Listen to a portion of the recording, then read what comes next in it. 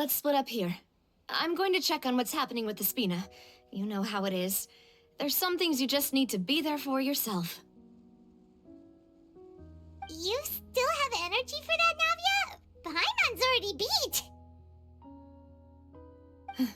Just head back to the Fluvsandra and have a rest then. Thanks for keeping me company all this time. I'll depart as well. Thanks for your hard work today. Rest well, everyone. Traveler, I will go talk to Farina tomorrow morning to ask about the stone slates. I'm sure that you're concerned about this matter as well. If you have time, drop by my office. I will share the results of our discussion with you. Are you really gonna talk to her about this directly? Will that be a problem? Paimon's getting a little scared now that it's come to this. She has long been harboring secrets and will not give them up easily, which makes it all the more my duty to ensure that she understands the present situation. Alright, we'll leave it in your hands then. You're probably the best person to talk to her anyway. I will be carefully considering my words tonight. Traveler, Paimon, our safe house at the Fluvsandra is always open to you as ever, so please don't think you're an imposition. All right, I'll be on my way then.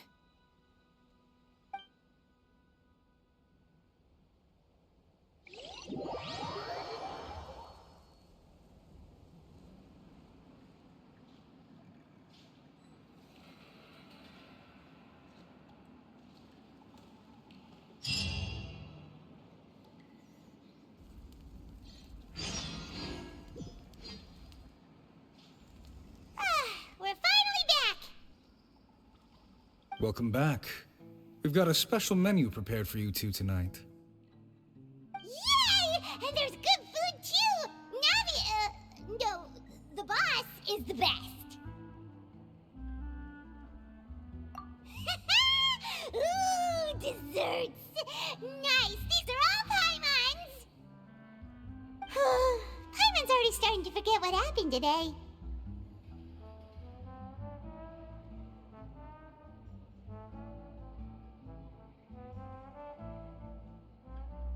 Oh, that voice. Is that who I think it is? Huh? It's you two. What are you doing in Fontaine?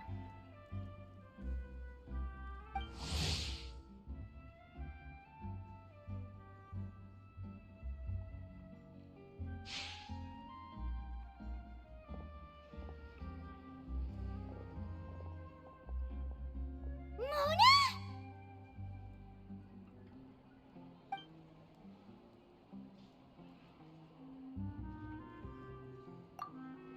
Seriously, nobody just uses a scry glass whenever they've got time to just see who they'll meet on the road. Still, we didn't expect to see you here. Wait, you're not a Fontanian, are you, Mona? Well, I have some business to attend to here, so I booked a hotel in the city. I was just out for a stroll when I bumped into you. Quite unexpectedly, if I might add. Why did you think I was from Fontaine, though? Is that because Magistus doesn't sound much like a Mondstatter surname? Yeah, let's go with that. Well, I used to have my own surname, which was, well, some other thing. Either way, the old hag told me when she took me as her disciple that the first step to being a great astrologist's pupil was to change that name. There was nothing for it, really. She really is amazing at astrology, so I changed my name to what it is now according to her wishes. To my surprise, however, Magistus is not the name of some ancient house or clan. It isn't? Nope.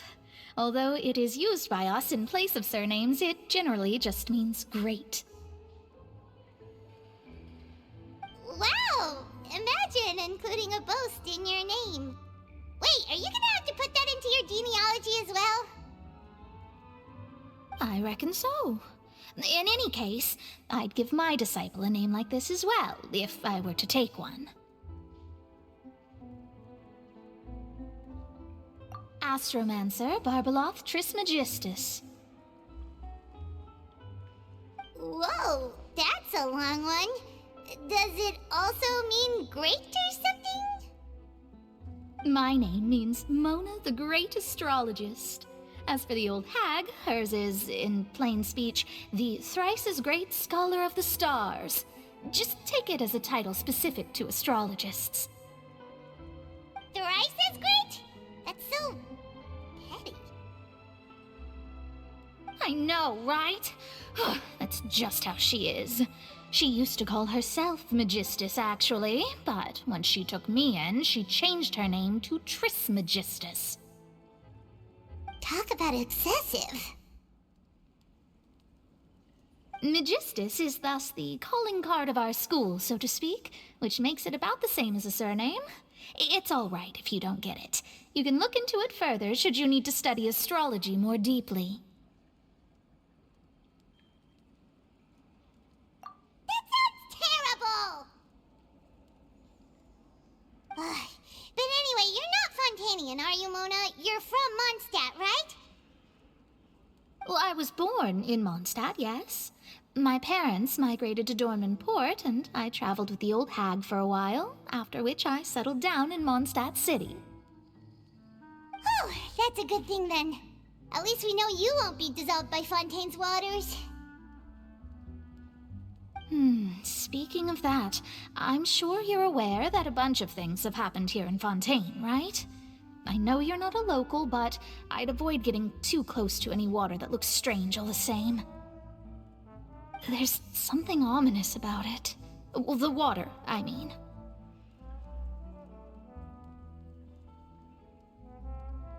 That was the main reason, yes.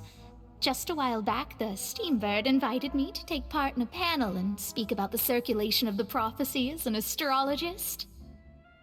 The invitation was sent quite early on. I don't think anyone expected Fontaine to be in this much trouble. What do you make of that prophecy, Mona? Just tell us what you think as an astrologist. Your word would go a long way to make things more certain and less scary. What I can tell you is that I'm an astrologist, and that this prophecy concerns the fate of Fontaine, even that of all Tevat. Ascertaining this is akin to reading the fortune of the whole world. I'm afraid that this is not something that just anyone can do. If I could do it, you would no longer call me an astrologist, but a visionary. But on the flip side, the prophecy is so huge and powerful that it must surely come from a powerful visionary. Its contents involve the fate of the world. Disregarding it would be a mistake. A visionary? Sounds really powerful and all, but does such a person really exist? Of course. The old hag could do it, and I'd bet there are others amongst those Hexenzirkel colleagues of hers who could do something similar. Huh? Are you sure? All right, I'll help you. It isn't often that I see you with such a serious look on your face. I'll tell you once I hear back from her.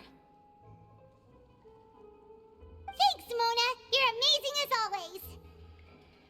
Oh, well, this is something only I can do after all. So yes, your praises are quite welcome. That's the greatest of astrologists for you! Of all the people we know, you know the star's the best! Indeed, indeed. That's the spirit. Oh, sorry. I came to see what all the commotion was about. If there's anything you need, do not hesitate to inform the Spina di Rosula. Oh, whoops. Guess we were getting a little too carried away there. Well, I'll go tend to my own business now. If I receive any news, I'll be sure to come find you two again. And there she goes, quick as rushing water. And here we are with the Spina guy giving us suspicious looks. Right, but we were able to recruit Mona's help, didn't we? Our Fontanian friends will thank us someday.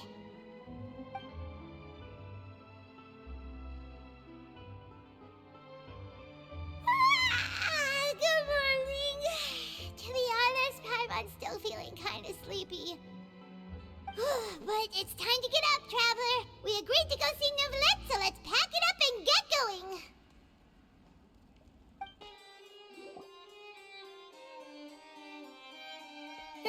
You're here! Finally! Is something wrong? Monsieur Neuvillette and Lady Farina, they seem to have gotten into a dispute. Please go see for yourself.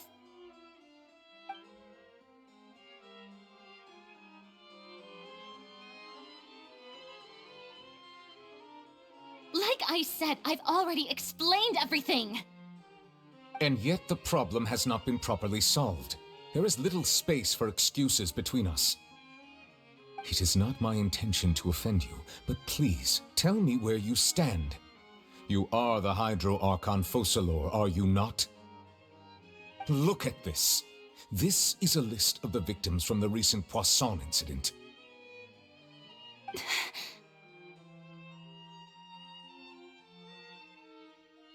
You mean they're all... We did not arrive in time to avert this disaster, and I will not have it happen again.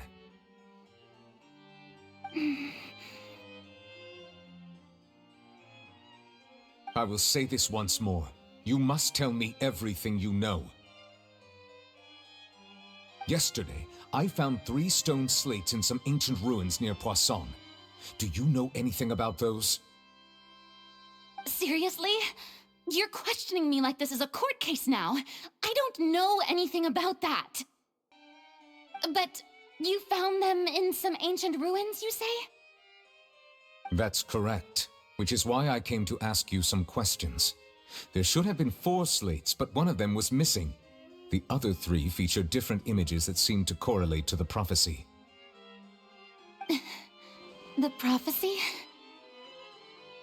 The second of these slates depicts the previous Hydro Archon Egeria kneeling before a floating island in the sky, as if confessing something. Do you know nothing of this either? I don't. I've never seen such slates. I'll ask you again. Do you really have no information regarding the previous Archon? My deciphering of the slates indicates that the Hydro Archon Egeria once had to confess to, or apologize for, a certain sin. If anyone would know about it, it should be you. All gods don't have the same secrets, you know. She was herself and I'm me. Is it really so strange that I know nothing? I understand your concerns, but I'm sorry. I just don't have anything to tell you.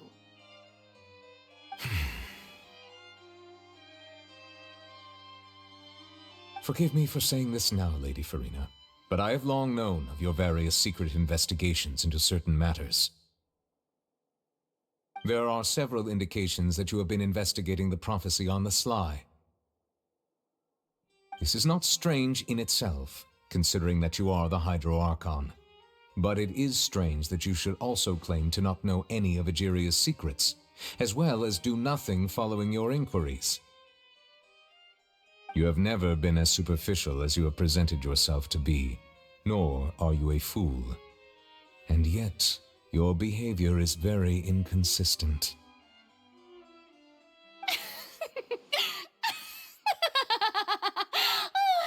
So you've been watching me all this time, have you? I didn't think you were that type. You... Well, since you know about my secret investigations, then you should know I'm actually working to take care of it. There's no point questioning or suspecting me. You're the Eudix, but you're still my subordinate. You should be following my lead.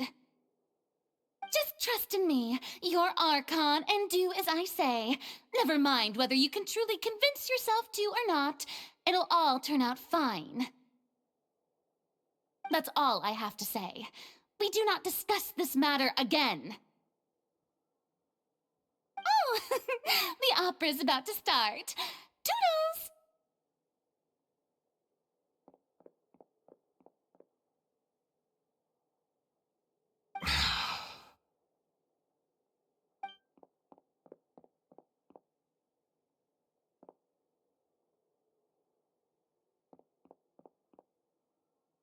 Did Farina not notice us standing by the door? Wonder what's up with her. She was smiling. She didn't seem in the mood to care if we were listening in or not.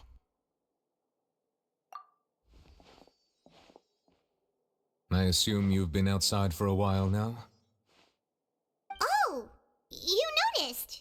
Seems Farina didn't even realize we were here. She was in a great panic, though I cannot discern the reason. Our discussion reached impasses time and again, a state of affairs that we cannot allow to continue. Still, I do not understand. Dialogue is the basis for understanding, so why did she keep refusing to engage?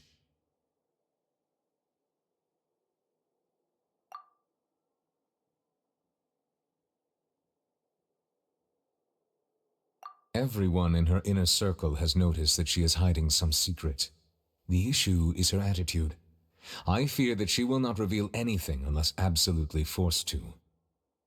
We may have to create a situation in which she will have no choice but to speak.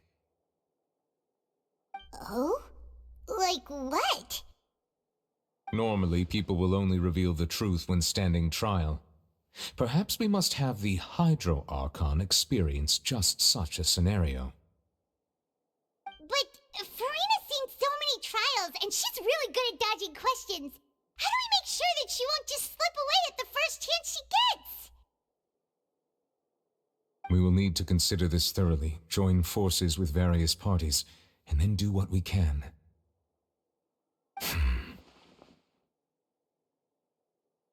If at all possible, I would prefer to recuse myself from this affair, but we must prevent the prophecy from coming to pass. This may be cruel to her, but all Fontaine is in crisis. The information a god possesses is too precious, and so we must take a chance on this.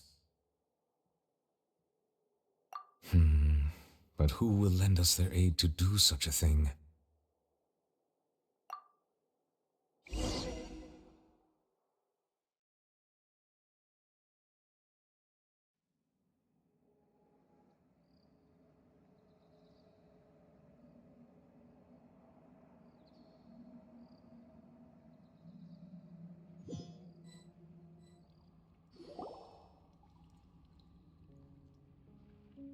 Well, that's everyone, huh?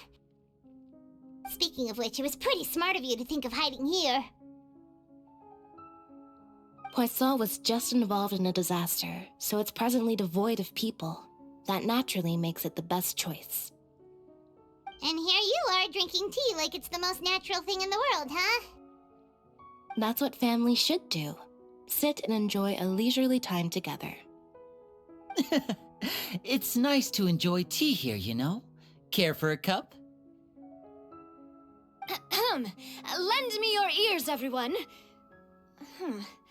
Or perhaps one of you might like to start us off. How about you, friend? Me? No, I don't think I can. Then, how about you, good sir? I fear that I will cause the mood on this boat to become as somber as it is in court. Well then, I guess we're lucky we've got a local like me to organize things. Wonderful, the spotlight at last. I guess I'll be facilitating things from here. That was a little long-winded, don't you think? Oh, you might be right. Anyway, to cut to the chase, our friend here, the Traveler, has brought us together to discuss something. As for what that is, well, let's start by saying that we'll be pooling our efforts together to create a series of traps. Oh, how intriguing. Well, it's just an expression, really. One that I just learned from Chlorand, and used on the spot. So, let's invite her to explain in detail. A round of applause, please. Huh? Didn't you say that you would be facilitating this? Oh, come now. Your work doesn't involve much public speaking, right? This is a good chance to practice. You might even pick up some fancy oratory tricks to impress your boss with in the future. I see. And what does my boss say? He is glad that you consider him your boss. Do go on.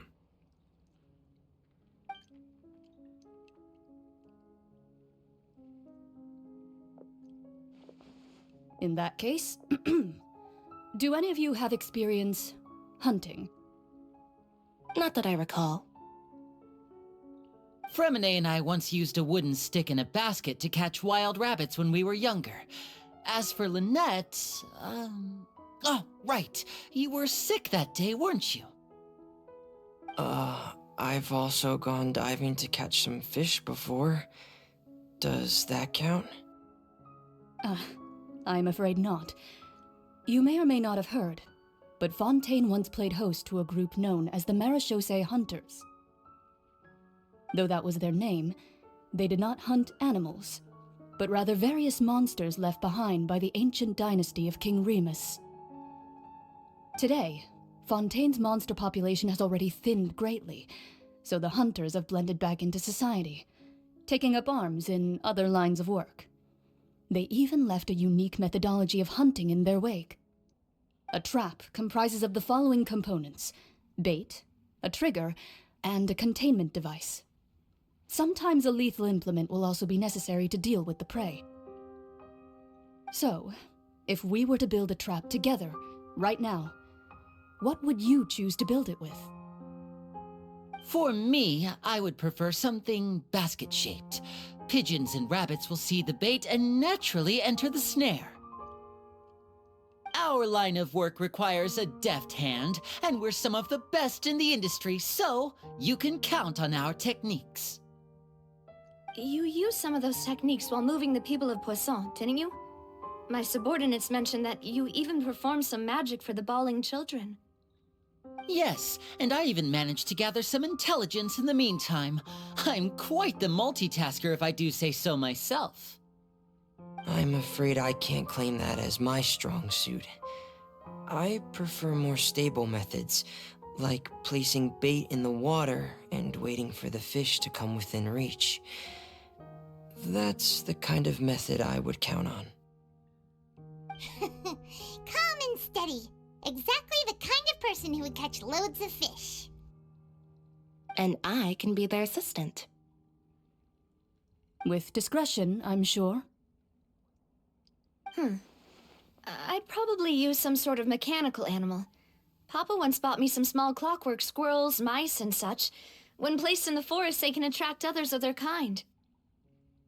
I remember that you liked those too, didn't you? I did. And that would be a good way to go about it. If they're realistic enough, animals of the same kind will follow them all the way to the trap. What about you, Monsieur Neuvillette? I fear I do not have any related experience. That makes sense. You usually solve problems directly, without the use of any such tricks. But I do have one more question for you, Monsieur. If we were to create a trap now, how would you design it? I would like for it to be effective, but bring no harm to the prey. A more gentle trap would be ideal. Kind, as always. However, our intention doesn't necessarily change the containment device and the type of implement we need. If we wanted to kill the prey in one strike, we would need a powerful implement. However, that also goes for prey that must be captured and safely contained.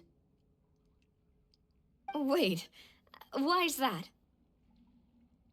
Only a hunter who's a true expert at subduing their prey can snare it without harming it. The line that divides life and death is often exceedingly thin. So are we going hunting together? We hadn't thought of seeing ourselves as hunters. It kinda works, but maybe it's still not the best metaphor. If our means of capturing and dealing with our prey is to put them on trial, then the hunting metaphor is actually quite accurate. But we shall require much more courage than any hunter to judge a god. being whose seat is an exalted throne. Oh, so that's what's going on. Sounds very interesting.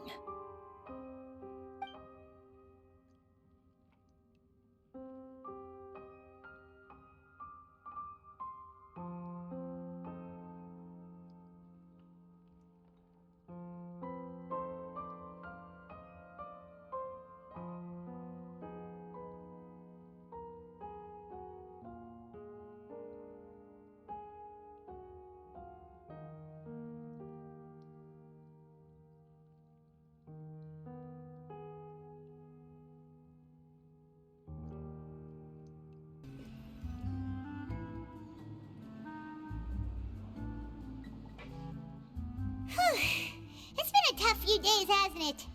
So much has been happening. Paimon didn't think the meetings would go on for so long, but everyone seemed pretty fired up, huh? Paimon thought they'd be at least a little frightened. Well, Fremine was, now that Paimon thinks about it, but everyone else just looked a little surprised.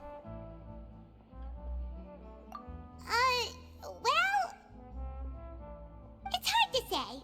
Paimon doesn't have any experience with this sort of thing. But with you around, Paimon sure will do great. After all, you're the most reliable person in the world, aren't you? Huh? Did you just pour some tea? Paimon didn't notice you doing that at all. Then what's that? Paimon's never seen that cup before. Don't be frightened. I'm just joining you two for tea. I merely refrained from saying anything till now. Who's that voice? But there's no one here. Ah, have you forgotten me already? Wait, you are familiar. You're the voice we heard from the sky in Sumeru. The voice from the sky, I fear that description is wrong. Though, not completely wrong. You're feeling lost now, just as you were feeling previously. I sensed that confusion and thus came to you. Guiding people is an irresistible hobby of mine, after all. Consider me a passerby, just accepting a commission from my friend's disciple on a whim.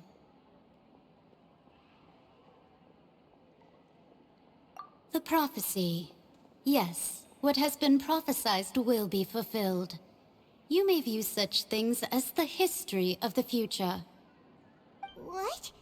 Then is there any way we can stop it? I believe you have witnessed a failed attempt with your own eyes. Can everything in Tevat so easily be changed?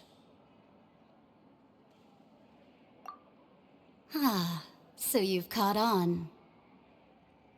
Just as prophecies are usually only the future as seen from the perspectives of the gods, could things be happening in hidden corners where the gods' gaze does not fall? Are the things that you shall see different from the fate that the gods perceive? What is she talking about? It all sounds really impressive and important and stuff, but it also sounds kind of scary.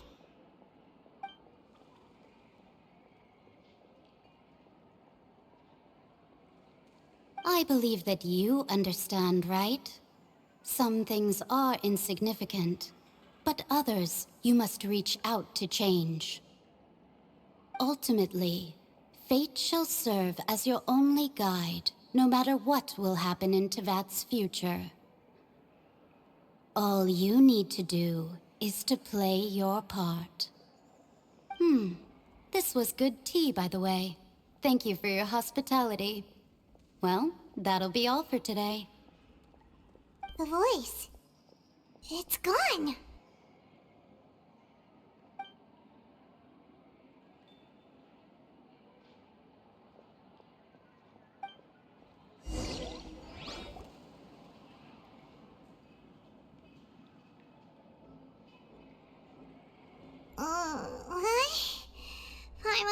someone talking. Alright, coming! Hey, it's you who's getting lazy, okay? Well, I see I've walked in on some lively banter. Mona! Fine, just fine. I went to take part in that Steambird panel. It turned out to be more interesting than I expected. Not all Fontanians are pessimistic about this. One journalist mentioned that sitting around and waiting for the end to come would be wrong, and that they should make their own rescue preparations. I agreed, so we had a brief chat with her. Did she have pink hair by any chance? Why, yes, it was Charlotte. I assume you've heard of her, no? That daredevil journalist? I'm in full support of her view. Prophecies are very important, but how can people allow their lives to be commandeered by just a few words? That's right! Paimon's glad to hear something sensible for once. Ah, yes. About what we had discussed before. I did try, but I'm afraid I couldn't reach the old hag. I'll try again tonight, but I wouldn't get your hopes up. Huh?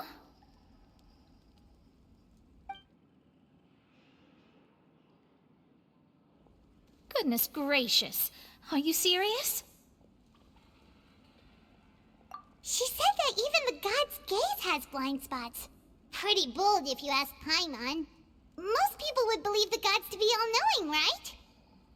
The Hexen Circle members are certainly anything but ordinary. As for the mage named N, the old hag has mentioned her a few times. She said that N's sense of direction is incredible, and that she loves guiding those who are lost. But I've never met her, and if she were still alive, she'd be... well, suffice it to say that the hag's at least a few hundred now, and N's been around for longer than that. Whoa, the Hexen Circle sounds like a scary group. But they must really stay in shape to live so long. Their abilities alone are pretty terrifying. If she came to see you personally, then the problem you're facing must truly be of great importance. Well, it's not like Paimon could understand anything she said. Yes, she was quite cryptic, but I suspect she means that there is still a way to turn things around. She didn't say when or what that would be, though, so... perhaps it is something that you cannot know right now.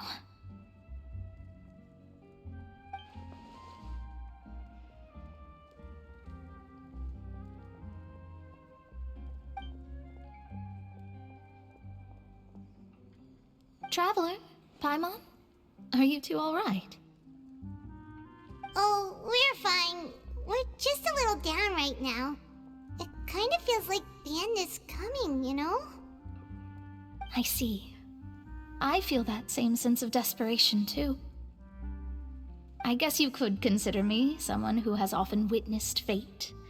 So far as I have seen, it cannot be swayed.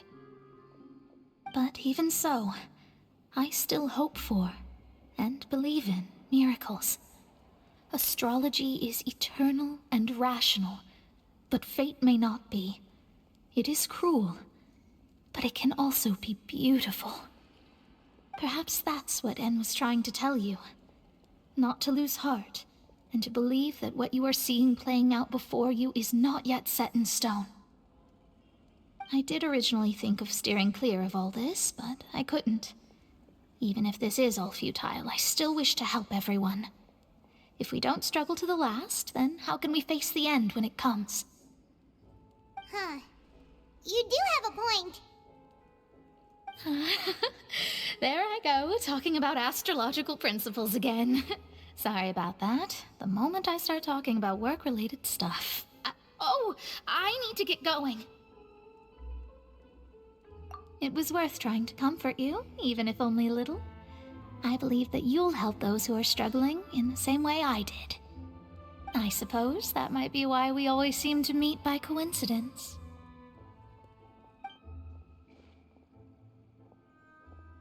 Paimon feels kind of moved by what Mona said. But also kinda sad, too. Hey, Traveler. Paimon suddenly feels like going outside for a walk. Let's go. Let's walk around the city, shall we? There's a few spots we always like to walk by. Huh? Our names are written in this newspaper. What's going on? Let Paimon see! The underwater stronghold, the Fortress of Meripede, has continued in its noble autonomy, but that does not mean that others cannot interact with it. My recent attempts to enter the fortress bore little fruit. Huh. Guess Charlotte still hasn't given up on that. Thus, did an Outlander friend become the focus of this report, a blonde adventurer with their white fairy legends trailing in their wake. It is said that this mysterious traveler once visited the underwater fortress. So while the fortress's interior remains a mystery behind closed doors, do not fear, for the tales of the traveler contain surprises in spades. Journalist Charlotte's biggest scoop yet, the Traveler's Trail, World Walker. Huh. Charlotte took so many awesome photos of us and we never even noticed her. She hasn't been able to get a hold of anything at the fortress, so since we're easier to find, she's using us as the subject matter instead? Ugh, seriously? Well, fine. Those headlines and photos do look cool, so Paimon will forgive her this time.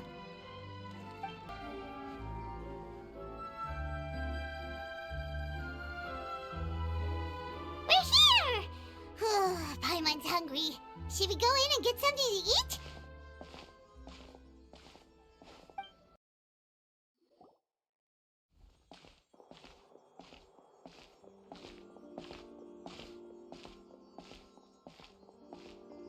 Hey, quick!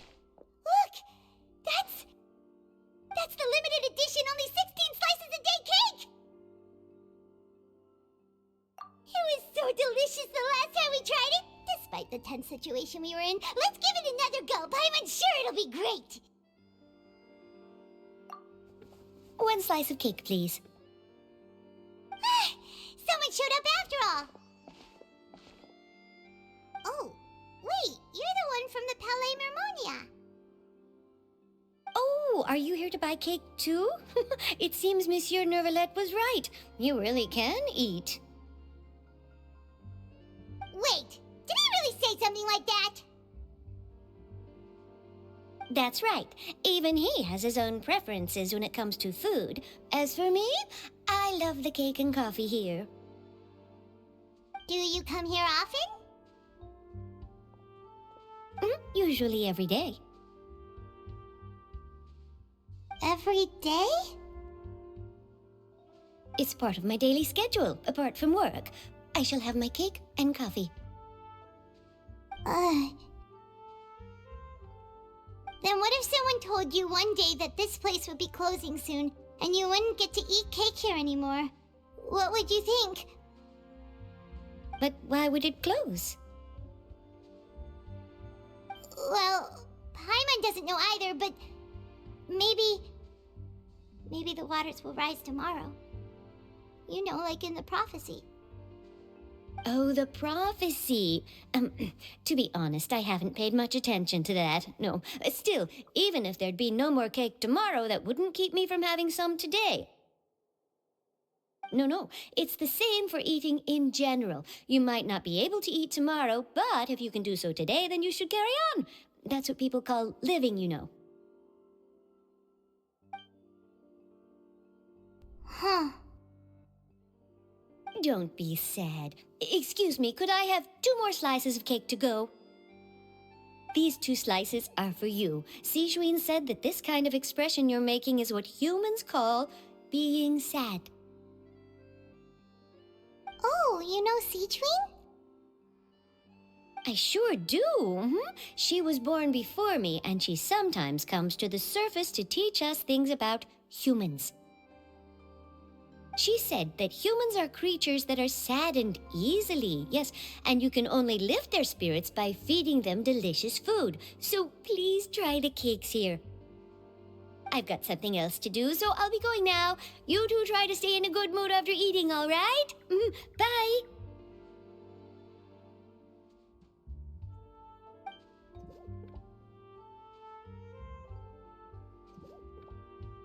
And there she goes. All right, let's dig in. Paimon's sure this cake will be delicious.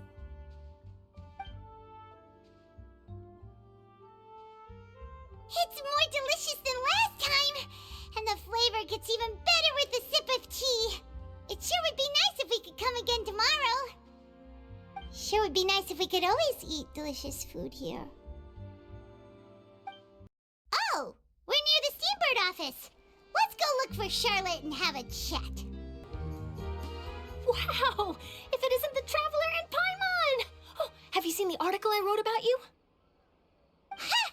You've got some nerve! You just used us to make some quick mora! Oh, you needn't worry about that.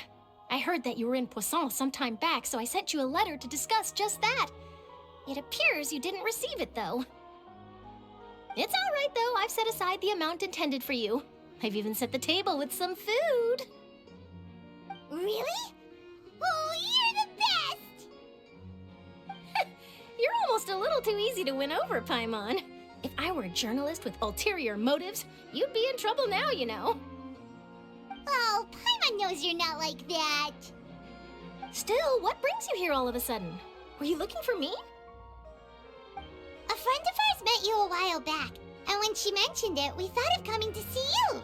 Her name's Mona. Ah, so you know Miss Mona as well. She's a guest columnist for our paper. Really good one, too. She's so young and already such a brilliant astrologist. So she mentioned me? What did she say?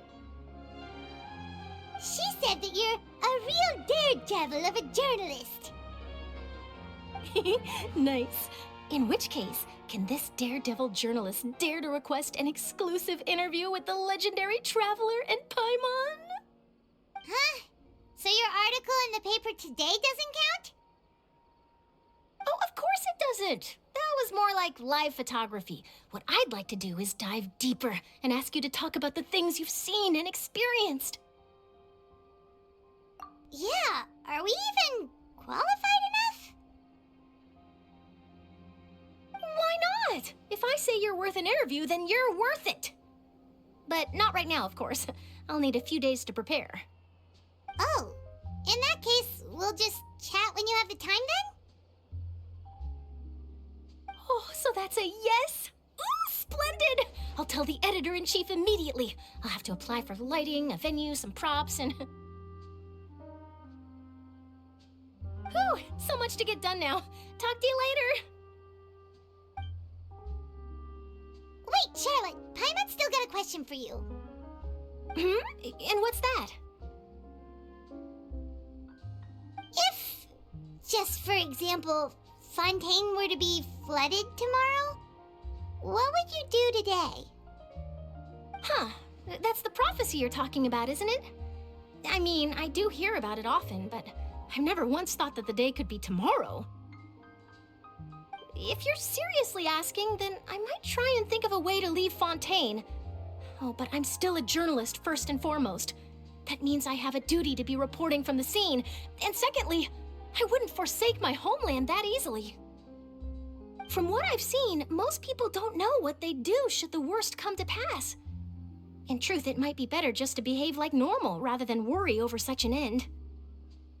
So in all likelihood, I'd probably still be prepping at the office for that interview of ours. I know what you're thinking. That sounds a bit sad, but I've always believed that it's best to do what you enjoy. Just think about it. If this nation really were to be suddenly destroyed tomorrow, but I still successfully finish an exclusive interview with a truly unique person, then the story I would wind up writing would truly be timeless. And then do you know what I'd do? Well, I'd write that story, send it for printing, and use messenger pigeons to get copies out to the various nations as soon as possible. I'm not a dreamer, nor am I a workaholic, but I do love my job, and I'd be proud of leaving such an article behind.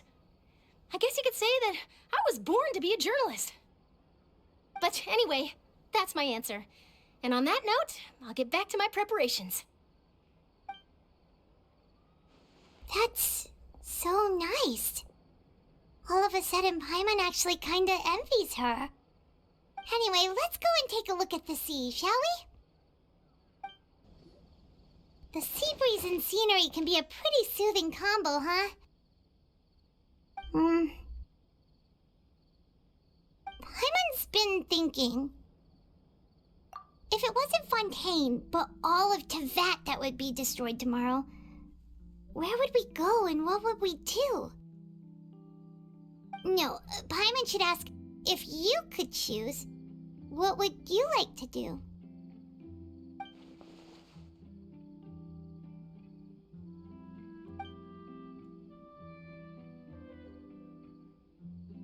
We've always been moving to the next destination, so we haven't spent much time thinking about these kinds of things. We didn't have to either, with us always being on the road and whatnot. You mean, still traveling? Huh. Wait, isn't that what we've always been doing?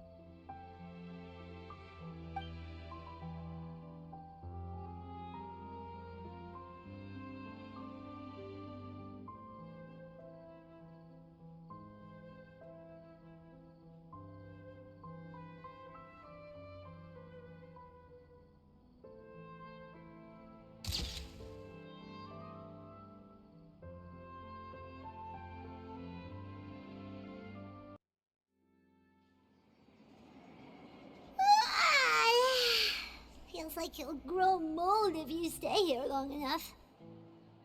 But it's still better than the Fortress of Mirapede, that's for sure. It's not only damp there, but salty too. Ah, so the two of you are still here. Wonderful. Oh, you're from the Palais Mermonia, aren't you? Yes, I'm Isadora. Monsieur Nervillet sent me to look for you two before. I heard that afterward you went to the Fortress of Meropide.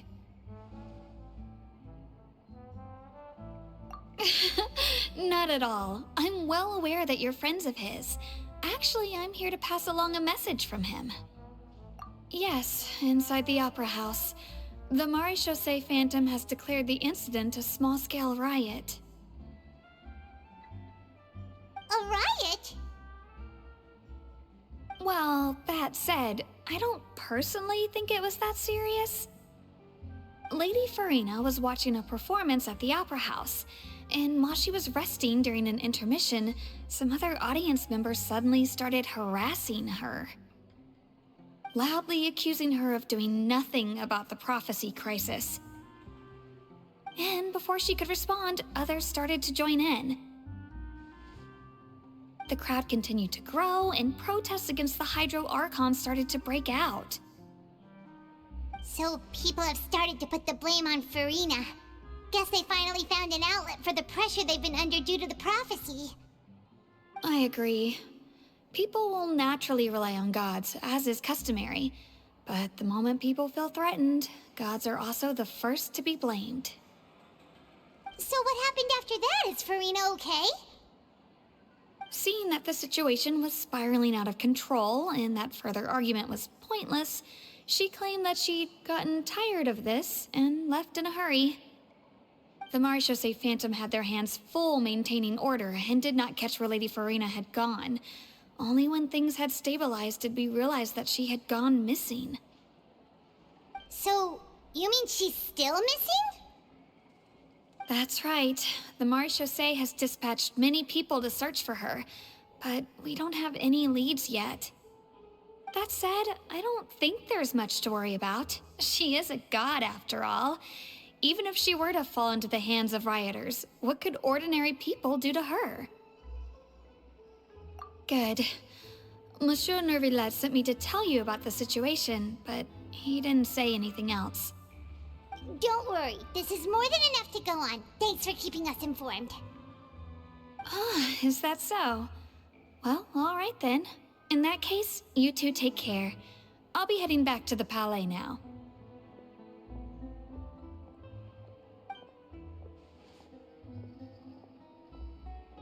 Well, sounds like we we should hurry over to Poisson then. If we know Farina, she won't try to fix things in this situation. Instead, she'll look for a place to wait out the heat. And, as we also know, she may be loud and dramatic, but she doesn't have a heart of stone. When Nervalet was talking to her in the Palais Mermonia, and she heard about Poisson, she couldn't hide her sadness and remorse. It would be hard for her to ignore being accused by the public today. Paimon thinks Farina's probably taken the opportunity to slip away to Poisson and try to relieve the sense of guilt that she's feeling. Huh. Well, what do you think? Paimon knows the answer, of course, but Paimon can do the analysis to back it up, too. Cool, huh? In that case, there's not a moment to lose.